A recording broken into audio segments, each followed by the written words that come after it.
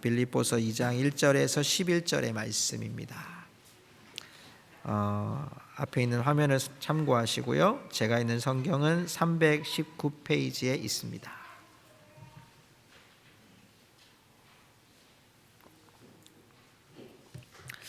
빌립보서 2장 1절입니다. 우리 한 절씩 교독하십시다. 그러므로 그리스도 안에 있는 무슨 권면이나 사랑의 무슨 위로나 성령의 무슨 교제나 긍휼이나 자비가 있거든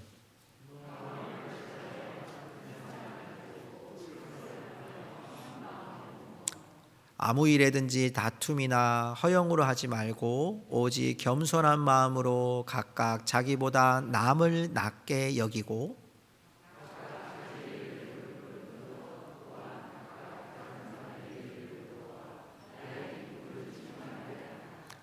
너희 안에 이 마음을 품으라. 곧 그리스도 예수의 마음이니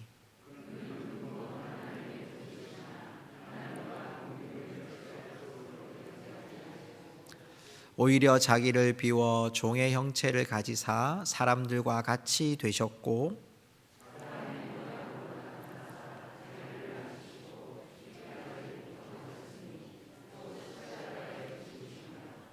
이러므로 하나님이 그를 지극히 높여 모든 이름 위에 뛰어난 이름을 주사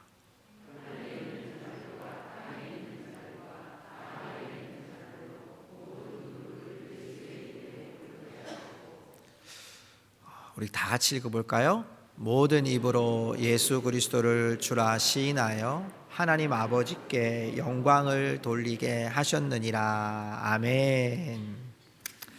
우리 좌우에 계신 분들에게 이렇게 하면 인사하십시다. 성도님에게 주님의 기쁨을 전합니다. 이렇게 하면 인사할까요? 성도님에게 주님의 기쁨을 전합니다. 아멘. 바울이 빌립보를 향하여 빌립보 교회를 향하여 쓴 편지들을 우리가 함께 나누고 있습니다. 우리가 1장에서 바울이 복음의 참여함에 대한 우리의 기쁨, 내가 매였어도 복음이 전파되는 기쁨, 그래서 내가 예수 그리스도를 존귀하게 할 수 있다는 그 기쁨으로 바울이 그 기쁨을 우리 모두에게 전해 주었습니다. 이 기쁨이 2장에 와서는 특별하게 세 부분으로 나와요. 그게 뭐냐면 이 기쁨이 우리가 어떤 모델을 가지고 이 기쁨을 함께 소유하며 살까라는 거예요. 그래서 오늘 나오는 부분은 예수님을 모델로 삼고 기뻐하자. 그리고 다음에 나오는 12절과 18절까지는 바울 자신을 통해서 내가 기쁨의 모델이 되기 원합니다. 그리고 마지막 19절에서 30절까지는 에바브로디도와 디모데라고 하는 사람을 통해서 기쁨의 그 모델이 누구인지를 우리에게 소개해 주고 있습니다. 오늘은 예수님을 모델로 해서 우리가 어떻게 하면 예수님처럼 기쁨을 가지고 살아갈 수 있을까? 그것을 오늘 함께 말씀으로 나누려고 합니다.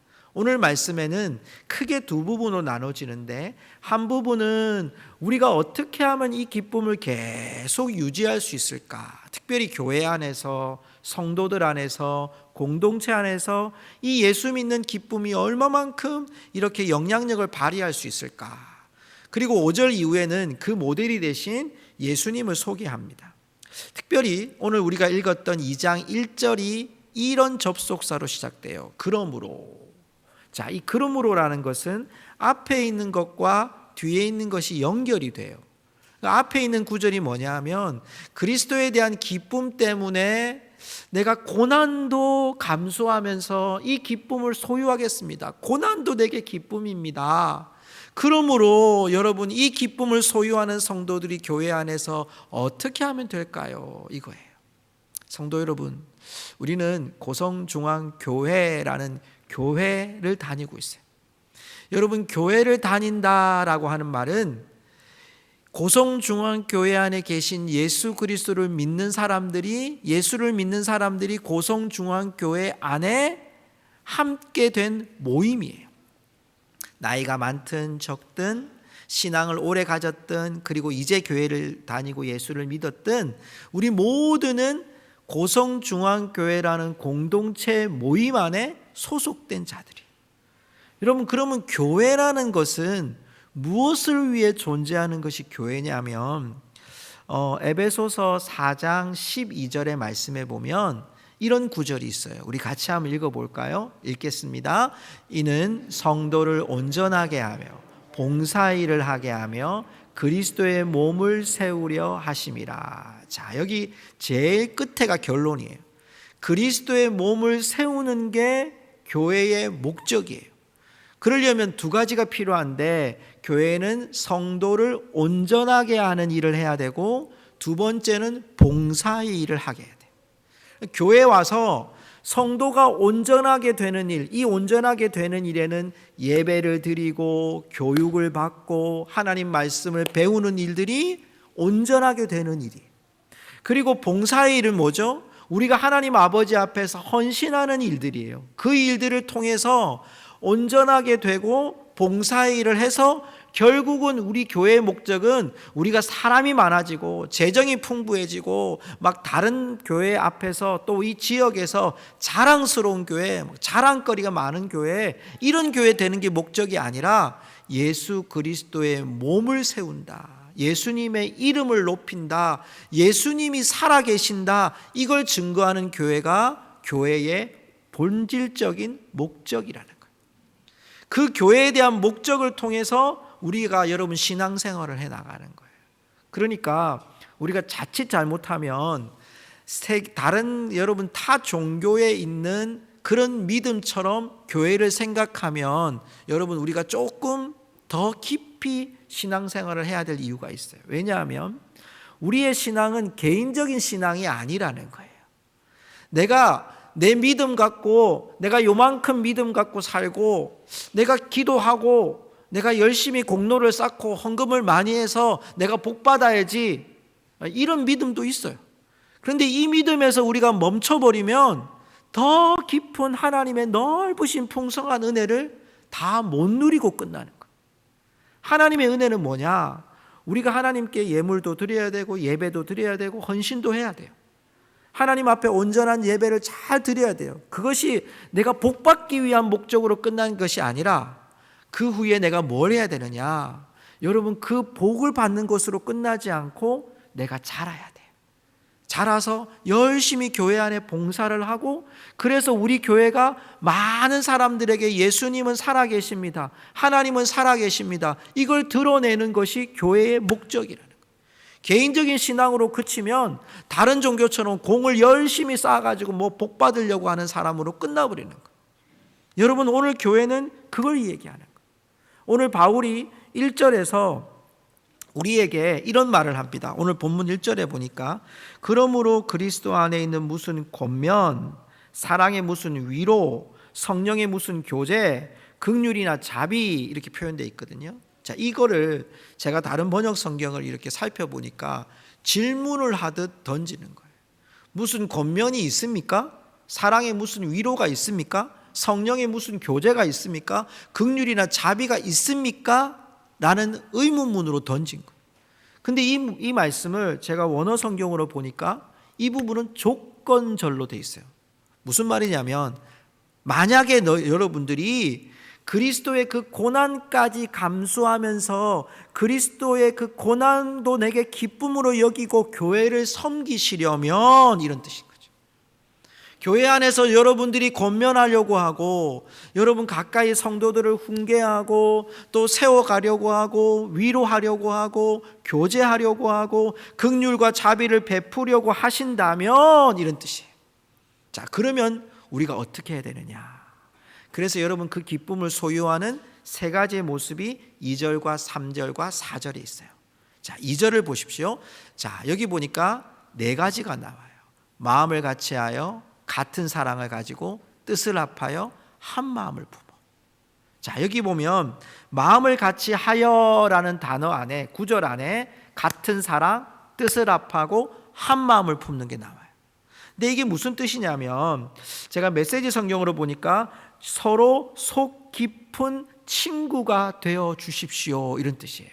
이 말을 좀 줄이면, 우리 요즘 현대말로 바꾸면, 근데 제가 원어 말씀을 보면서 굉장히 좀 깨닫게 된 것이 뭐냐면, 여기 마음을 같이 한다라고 하는 것이 물론 같은 생각을 하는 거예요. 근데 이 생각이 나의 지성과 나의 감정을 다 동원해서 마음을 같이 하는 거예요. 그러니까 내 모든 것들을 해서 어떻게 하면 하나 되는 일에 내가 마음을 쏟느냐, 이게 중요하다는 거예요.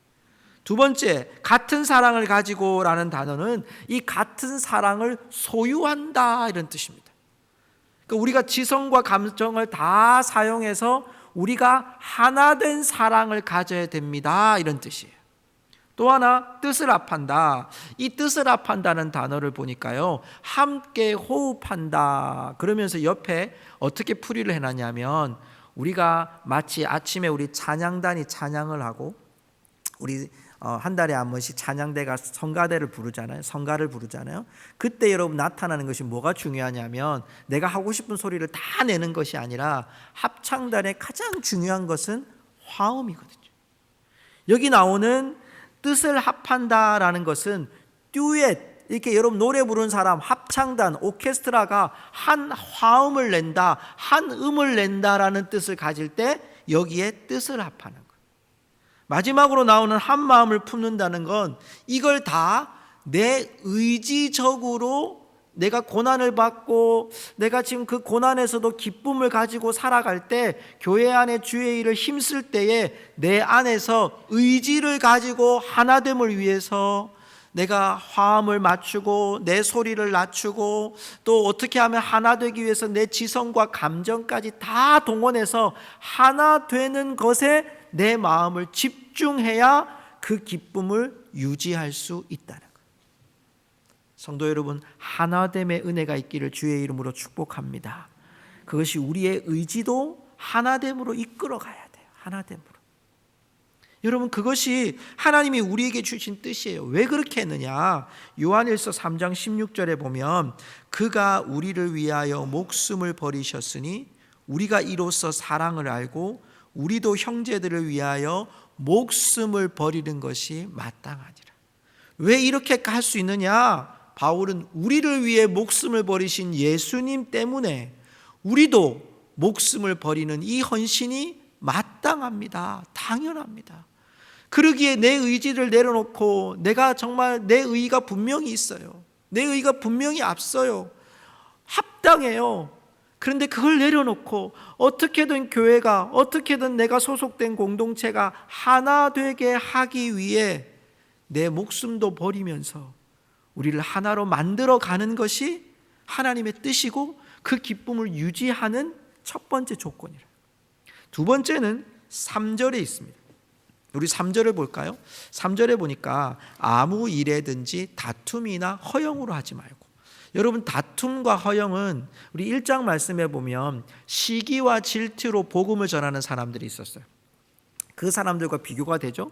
다툼이나 허영으로 하지 말고 겸손한 마음으로 각각 자기보다 남을 낮게 여기고. 2절의 말씀에 하나됨은 내적인 화합이라면 3절은요, 태도와 관련이 있습니다. 겸손한 마음의 태도. 여러분, 다툼과 허영은요, 자신의 의를 내세워요. 그래서 제가 어떤 번역 성경을 보니까 천박한 이기주의, 이렇게 표현했더라고요. 교회 안에 다툼과 허영, 잘못된 생각들을 고집스럽게 주장하는 행위들이 그 뿌리가 신앙에 있느냐, 자기 합리화에 있느냐, 이걸 잘 돌아보라는 거예요. 내 의가 얼마만큼 드러나느냐가 아니라 내가 그 속에서 겸손한 마음으로 남을 낮게 여기는 자로 서야 된다는 거예요. 여기 남을 낮게 여긴다는 것은 나보다 그 사람이 더 위에 있다, 이런 뜻이거든요. 자신을 잘 알 때 상대방의 뛰어난 점을 발견하고 그를 구체적으로 높여주는 것이 자기보다 남을 낮게 여기는 겸손한 마음이라. 내가 다툼이나 허영으로 내가 내 합리화와 내 의와 내 지식과 생각을 앞세우는 것이 아니라 하나됨을 이루려면 내 안에 있는 이것을 내려놓고 그들이 정말 구체적으로 무엇을 정말 잘하고 있는지를 드러내서 그들을 세워줘야 하나됨을 이루는, 마치 퍼즐을 딱 맞추는 것처럼 그렇게 되어진다는 거예요. 네, 4절에는요 이 부분을 좀 더 강조합니다. 우리 4절 한번 읽어볼까요? 자, 시작. 각각 자기 일을 돌볼 뿐더러 또한 각각 다른 사람들의 일을 돌보아 나의 기쁨을 충만하게 하라. 아멘. 약간 이중적인 메시지예요. 하나는 뭐냐? 바울 자신의 기쁨을 충만하게 해주십시오. 이거와 또 하나, 여러분의 기쁨이 내 주관적인 기쁨이 아니라 여러분이 섬김을 통해 기쁨을 찾으십시오. 그래서 이 부분에 대한 메시지 성경은 이렇게 말합니다. 자신의 방식을 앞세우지 말고 그럴듯한 말로 자신의 방식을 내세우지 마십시오. 자기를 제쳐두고 다른 사람이 잘 되도록 도와주십시오. 자기의 이익을 꾀하는 일에 사로잡히지 마십시오. 자신을 잊을 정도로 도움의 손길을 내미십시오. 우리 한번 같이 같이 따라 하십시다. 자신을 잊을 정도로 도움의 손길을 내미십시오. 예, 이게 예수님께서 우리에게 주신, 바울이 우리에게 주는 메시지입니다. 하나됨을 이루려면 내 의지와 감정과 지식도 하나됨의 의지를 가지고 가야 되고, 나보다도 남을 낮게 여기고 높여줄 뿐만 아니라 적극적으로 그들을 도와야지만 교회가, 우리가 소속된 공동체가 하나 될 수 있다는 거예요. 성도 여러분, 이게 주님의 마음을 가지고 살아가는 기쁨의 조건들이에요. 쉽지 않아요. 하나됨을 이루어야 되려면 여러분 내 의지와 내 생각과 지식을 하나됨을 이루는 목적으로 가야 돼요. 그럼 내 의가 내가 생각하는 지식과 판단을 내려놔야 돼요. 두 번째는 나보다도 남을 더 높여야 돼요. 그리고 세 번째는 그 사람을 구체적으로 도와야 돼요. 이건 내가 내적인 화합과 내 삶의 겸손한 태도와 그리고 삶의 분명한 현실적인 실천적인 모습들이 드러나야 돼요. 오늘 우리 청년들이 이렇게 무료 카페를 열고, 물론 옆에 이제 후원 계좌를 써놨지만 너무 부담 가지 마시고, 근데 제가 어제 이 아이들 준비하는 거 보면서 그랬어요. 요거 하나도, 글씨 하나도 라벨을 준비하고 다음 세대에서 준비했습니다, 맛있게 드세요, 이렇게 해놨는데, 이런 여러분 하나하나를 해나가는 것들이 뭘까요? 여러분 그곳에 보면 제일 먼저 이렇게 후원금을 주신 분이요, 권사님이세요. 어느 권사님이. 여러분 그 아이들을 보면서 그 아이들의 마음을 보시는 거예요. 그러면서 그걸 주시는데 제가 보면서 어떤 마음이 들었냐면, 여러분 교회 공동체에 그 청년들이, 다음 세대가, 우리 유초동부 아이가, 또 우리 어린아이가 여러분 무엇에 대한 가치가 될까요? 한 영혼에 대한 가치가 되는 거예요. 그 영혼을 바라보는 그 긍휼의 마음이 손길로 나타나거든요. 여러분 우리가 하나님 아버지 앞에서 동일해요. 그 모든 것은 꼭 오늘 우리 카페뿐만 아니라 우리의 교회 안에서도 그렇습니다. 1년에 우리가 한 달을 지났습니다. 지금 1년을 달려가다 보면 우리의 많은 재정이 어디에 써야 되고 또 어디에 써야 되는 경우들이 있어요. 근데 그것을 여러분 우리가 형평성도 다 보아야 되지만, 하나님의 긍휼과 은혜들을 함께 하기 위해서 우리가 함께 헌금도 드리고 그 헌금을 정말 올바르게 잘 사용하려고 우리가 애를 쓰잖아요. 왜 그렇습니까? 우리가 교회 안에서 하나님이 주신 공동체가 여러분 내 의지대로 살아가는 것이 아니라 하나님의 뜻을 함께 이루는 하나됨을 이루기 위해서 우리가 달려가는 거거든요. 성도 여러분, 주님의 기쁨을 소유한 자로 살아가기를 주의 이름으로 축복합니다. 그 기쁨이 무엇입니까? 하나됨을 이루는 우리의 의지, 그리고 남을 더 높여주는, 그리고 여러분 그들에게 구체적으로 섬김의 손길을 발휘할 수 있는 은혜, 여러분 그것이 우리 교회 고성중앙교회가 될 수 있기를 주의 이름으로 축복합니다. 자, 그러면서요, 이 기쁨을 가져오는 큰 모델이신 예수 그리스도를 우리에게 소개합니다. 자, 오늘 5절 이하에 보면, 자 5절의 말씀을 보십시오. 너희 안에 이 마음을 품으라, 곧 그리스도 예수의 마음이니. 이 말씀을요, 원어 성경과 좀 가깝게 보면 예수 안에 있는 이것을 얻으려고 애쓰라, 예수님의 마음을 품으라 라고 하는 명령형처럼 보이는 이 말씀은 우리가 예수 안에 있는 중요한 것들을, 예수님의 마음을 내가 얻어야 된다라고 하는 이 일에 힘쓰라는 거예요. 여러분 예수님의 마음을 얻기 위해 힘쓰시기를 주의 이름으로 축복합니다. 그 예수님의 마음이 뭐냐?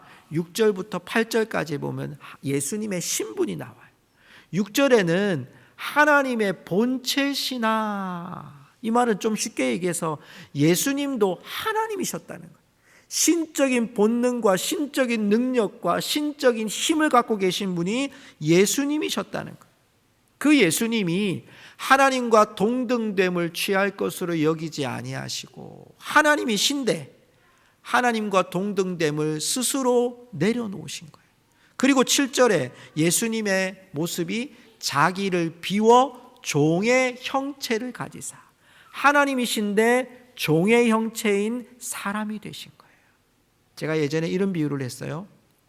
성육신, 신이 인간의 몸을 입고 오는 것은 우리로 보면 미물로 보이는 개미나 곤충 같은 그 세계에 우리가 곤충의 개미의 몸을 입고 들어가는 것 같아요.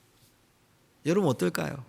우리가 여러분 이 지식을 가지고 우리가 지금 보통 IQ라고 하는 것을 보면 2자리 후반대나 3자리란 말이에요. 그러면 여러분 이게 동물의 그 IQ하고는 상대가 안 됩니다. 우리는 생각하는 여러분 그걸 가지고 있고요. 그리고 여러분 판단할 수 있는 지식을 가지고 있는 사람이에요. 그런데 동물은 어떻습니까? 이게 습득되지 않으면 반복되지 않으면 이게 지식으로 남지가 않거든요. 돌아가면 다 잊어버려요. 근데 여러분 미물 개미와 같은 미물에 인간이 개미와 같은 생각과 몸을 입고 간다. 이건 있을 수 없는 일이거든요. 근데 하나님께서 종의 형체를 가져요. 여기에 자기를 비워라고 하는 것을요, 제가 이 말씀을 보면서 깨달은 진리가 뭐냐면 비우다는 것이 뭐냐면 스스로 제한한 거예요. 예수님이 스스로 자기가 가지고 있는 전지전능한 능력, 신이잖아요. 하나님이시잖아요. 하나님의 능력, 하나님의 권능, 하나님의 그런 전지전능한 능력들을 다 스스로 제한하고 종의 형체, 사람의 형체를 가지고 예수님이 내려오신 거예요. 여기 종이라는 말은 둘로스라는 말이에요. 노예라는 말이에요. 노예. 내가 스스로 할 수 있는 사람이 아니라 철저하게 순종하고 철저하게 복종한다는 단어가 종이라는 단어예요. 바울은 우리가 바로 그 종의 형체를 가지신 사람의 모습으로 오신 예수님, 그분을 지금 빌립보 교회에 소개하는 거예요. 하나님이신데 종으로 오신, 그리고 그분이 어디까지 복종하십니까? 8절에 보면 십자가에 죽으시고 자기를 낮추시고 죽기까지 복종하시니 곧 십자가에 죽으심이라.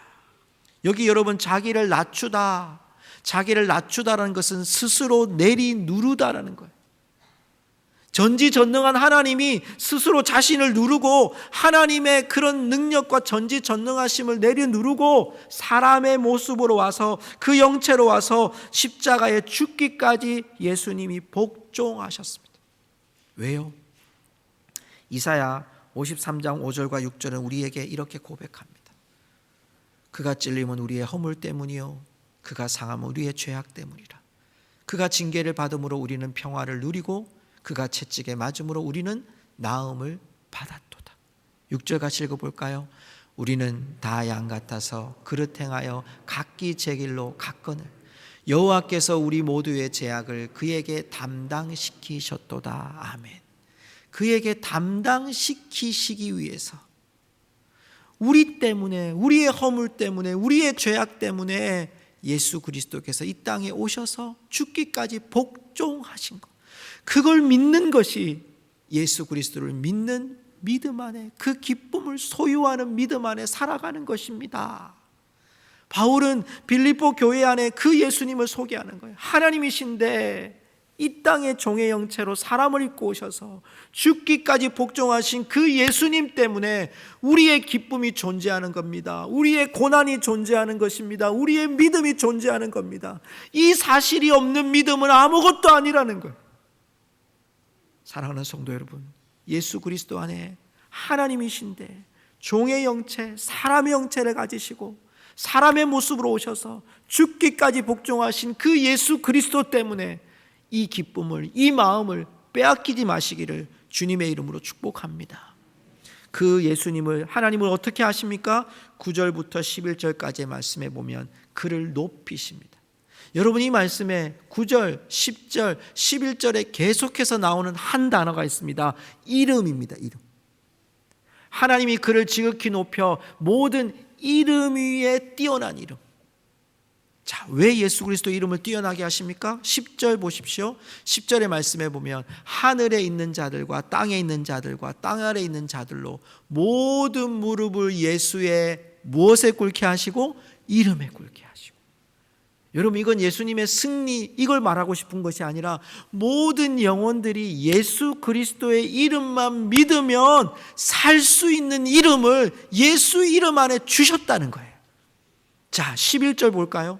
모든 입으로 같이 읽겠습니다. 시작. 모든 입으로 예수 그리스도를 주라 시인하여 하나님 아버지께 영광을 돌리게 하셨느니라. 아멘. 여기 주라 시인하여, 이 말은 엄청난 얘기예요. 왜냐?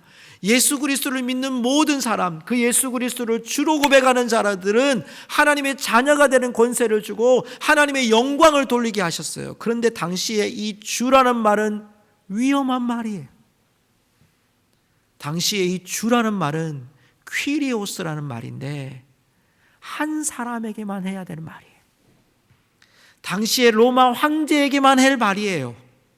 그런데 그 말을 바울은 빌립보 교회 성도들에게 편지를 쓰면서 모든 입으로 예수 그리스도를 퀴리오스 황제 왕으로 시인하여 하나님 아버지께 영광을 돌리게 하셨다. 그러므로 우리 모든 민족이, 하늘에 있는 자들, 땅에 있는 자들, 땅 아래에 있는 모든 자들이 예수의 이름 앞에, 예수님의 다스림 앞에 예수 그리스도 이름을 믿기만 하면, 이 마음을 품기만 하면 영원한 구원의 삶이 보장되어집니다라는 메시지인 거예요. 성도 여러분, 주님의 마음이 우리의 영원한 기쁨이 됨을 믿으시기를 바랍니다. 그 기쁨으로 우리가 사는 거예요. 예수님이 우리를 위해서 어떻게 하셨냐고요. 하나님이신데 사람의 모습으로 죽기까지 복종하신 예수님. 그 예수님 생각하면서 내가 있는 가정에서, 교회에서, 직장에서 하나됨을 이루어 가는 거예요. 내 혼자 신앙 아니라 하나됨을 이루어 가려고 하는 거예요. 내 혼자 신앙이 아니라 하나됨을 이루기 위해서 남을 더 낫게 여기고 구체적으로 그들을 돕고 섬김을 통해서, 섬김의 손길을 내밈을 통해서 내가 예수님의 마음을 갖고 살아가는 거예요. 이 기쁨을 빼앗기지 않기 위해서 우리가 부단히 노력하고 애쓰고, 저는 매일마다 새벽이 요즘에 부자가 되는 느낌이라고 말씀드렸어요. 우리 성도들 정말 힘겹게 일하시는 분들이에요. 새벽기도 오시는 분들을 보면 정말 매일매일 힘겹게 사업하고 직장 다니고 그렇게 살아가는 분들이 마음에 작정하고 새벽을 깨우고 하나님 앞에 기도하는 모습들을 보면 제가 정말 부자가 된 느낌이에요. 하나님의 기쁨이 뭘까요? 제가 명절 때 우리 1월에 추천 도서였어요. 소명 하나님의 시간을 잇는 싸움이라는 이 책을 제가 읽게 되었는데요. 이 구절에, 이 책의 한 구절을 여러분에게 소개하면서 말씀을 맺으려고 하는데, 마태복음 1장의 족보를 이 저자는 이렇게 우리에게 소개하고 있었습니다.